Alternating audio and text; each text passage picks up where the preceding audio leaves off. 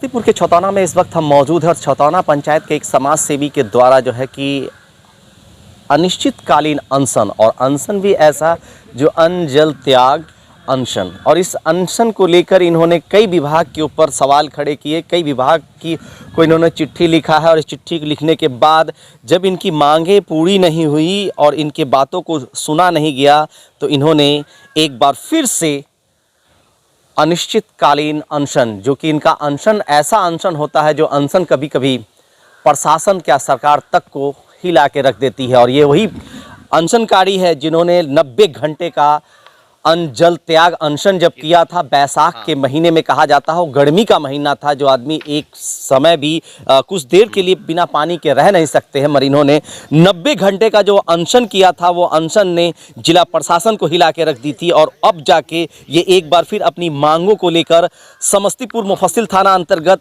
अपने छतौना पंचायत में इन्होंने अनशन की शुरुआत की है। ये वो लोग हैं जो अब जो है यहाँ पहुँचे हैं और सभी इन लोग का सहयोग करते हुए ये अनशन पे बैठे हुए। हम सीधा इनसे जानने की कोशिश करेंगे। सर, क्या नाम हुआ और किस जगह पे अनशन पे बैठे हुए, आखिर वजह क्या हो गई सर अनशन पे बैठने का?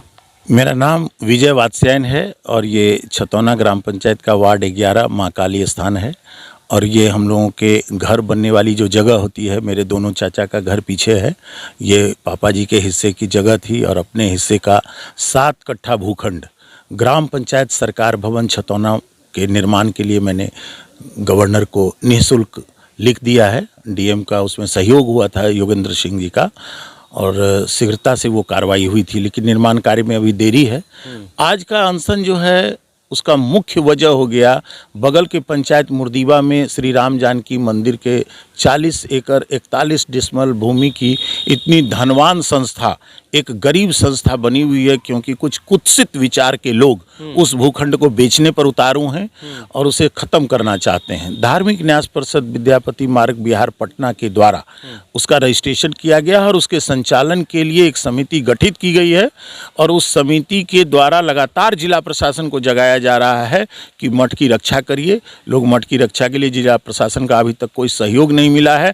उन्हें जगाने के लिए मैं मरना चाहता हूँ। जगाने के लिए आप मरना चाहते हैं जी। किनके राहों पे चलना चाहते हैं? भगत सिंह जी कहते थे कि 87 दिन का लगातार 87 दिन लगातार जेल में अनशन पर बैठे थे भगत सिंह।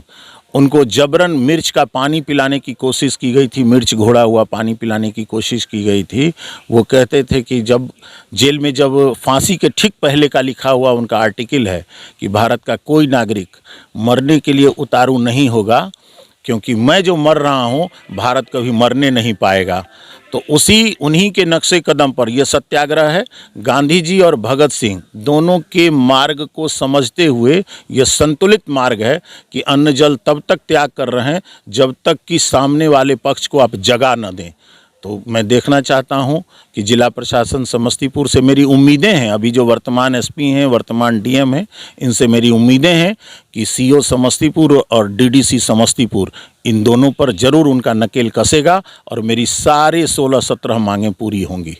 16-17 मांगों को लेकर बैठे हैं। हाँ। क्या क्या मुख्य मांग है इसमें पहला तो राम जानकी मंदिर मुर्दीवा का हो गया। दूसरा 3 अतिक्रमण, सड़क अतिक्रमण का 3 वाद सीओ अपने यहाँ लंबित रखी हुई हैं, उसके लिए वो समय नहीं निकाल पा रही हैं। और बगल में जो राजकीय बुनियादी विद्यालय है, ये भी काफ़ी संपन्न विद्यालय है, लेकिन इसे भी निर्धन बना दिया प्रशासन ने, क्योंकि इसके चारों तरफ की भूमि की मापी करके और बाउंड्री वाल का स्कीम लाने के लिए मैं बरसों से लिख रहा हूँ, लेकिन टुकड़े टुकड़े में ठेकेदारी की चोरी के लिए टुकड़े टुकड़े में थोड़ा सा काम होता है और स्कूल अभी भी बेपर्दा बना हुआ है। इसलिए स्कूल की मापी, सड़कों की मापी, ये सारी चीज़ों के लिए। हेडमास्टर के बारे में भी कुछ है सर? हेडमास्टर साहब जो अभी वर्तमान हेडमास्टर संयोग से आज ही उनकी सेवानिवृत्ति भी है, उनके द्वारा यहाँ पर कुछ समाज के अवांछित तत्वों को पैसा देकर, माने विधिवत सरकारी पैसा देकर बहाल कर लिया उन्होंने, जबकि वो किसी भी तरह से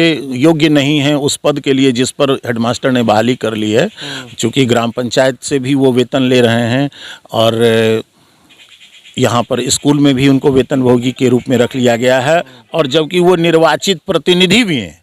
तीनों स्थिति में एक अयोग्य व्यक्ति को रखकर स्कूल को लुटवाने का जो काम हेडमास्टर ने किया है, उसी अल्पकालीन गबन का मैंने प्रमाणित कर दिया है। प्रबंध समिति की बैठकें वो नहीं बुलाकर मनमाना मालिक की तरह इसको जोत कर और आज जो भी लूट सके हैं लेकर भागने के लिए आज का प्रोग्राम कर रहे हैं।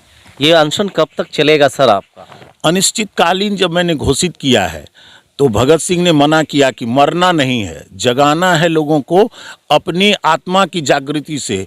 क्षुधा की अग्नि, अनशन का उद्देश्य होता है क्षुधा और प्यास की अग्नि जो है आत्मा को जागृत करती है और आत्मबल से ही आप सामने वाले को परास्त कर सकते हैं। तो अपनी क्षुधा और प्यास की अग्नि से अपने आत्मबल को जागृत करके प्रशासन को जगाना चाहता हूं, इसलिए इसका कोई काल नहीं है, अनिश्चित काल है। आखिर आपने अन्न जल त्याग ही अनशन क्यों सोचा? नहीं, इसलिए कि अपने स्वास्थ्य के प्रति देखिए, प्रशासन क्या है कि संवेदनहीन प्रशासन की संवेदना भी जगती है जब सामने वाले कोई मरने लगते हैं। तो ये जो अन्न जल त्यागने से जो स्वास्थ्य का डिटोरिएशन तेजी से होगा और प्रशासन तेजी से जग पाएगी, इसीलिए इस विधा को अपनाया जाता है।